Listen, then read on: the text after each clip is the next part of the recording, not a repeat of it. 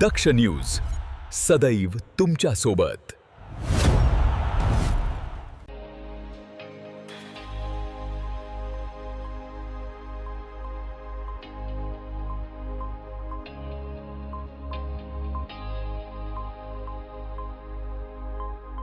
Lift देण्याचा बहाणा करून एका व्यक्तीला दुचाकीवर बसवून निर्जन स्थळी नेऊन मारहाण करत मोबाईल फोन लुटणाऱ्या 2 आरोपींना आडगाव पोलिसांच्या गुन्हे शोध पथकाने ताब्यात घेतलंय। आरोपींकडून चोरीस गेलेला मोबाईल फोन आणि गुन्ह्यात वापरलेली मोटारसायकल असा एकूण 52,000 रुपयांचा मुद्देमाल जप्त करण्यात आलाय।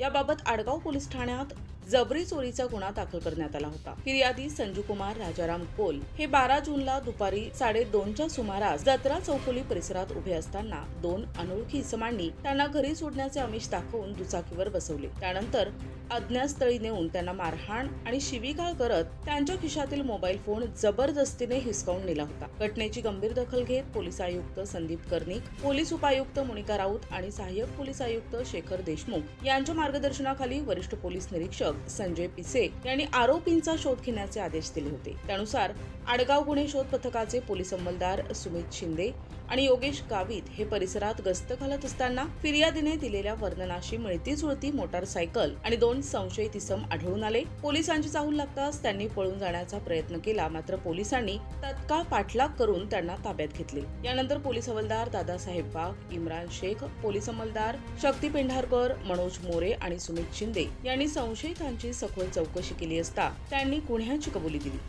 अटक करण्यात आलेल्या आरोपींची नावे गणेश शांताराम नेहरे आणि शुभम अशोक मडावी, दोघेही राहणार कोणार्क नगर आडगाव नाशिक असे आहेत। आरोपींकडून 12,000 रुपये किमतीचा मोबाईल फोन तसेच 40,000 रुपये किमतीची मोटारसायकल असा एकूण 52,000 रुपयांचा मुद्देमाल जप्त करण्यात आलाय। ही कारवाई पोलीस आयुक्त संदीप कर्णिक, पोलीस उपायुक्त मोनिका राऊत, सहाय्यक पोलीस आयुक्त शेखर देशमुख यांच्या मार्गदर्शनाखाली वरिष्ठ पोलीस निरीक्षक संजय पिसे, पोलीस निरीक्षक दिलीप राठोड, शिवाजी अहिरे, सहाय्यक पोलीस निरीक्षक निखिल बोंडे, उपनिरीक्षक विकास पंचमुख तसेच आडगाव गुन्हे शोध पथकाच्या अधिकारी आणि कर्मचाऱ्यांनी यशस्वीरित्या पार पाडली। पुढील तपास पोलीस हवालदार इम्रान शेख करत आहेत।